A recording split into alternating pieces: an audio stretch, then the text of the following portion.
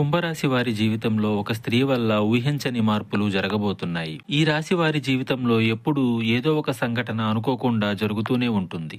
ఏదో ఒకటి అనవసరంగా నష్టపోతూనే ఉంటారు, ఉండబోతారు. ఏదో ఒక అనర్థమైన ఖర్చులు వస్తూనే ఉంటాయి.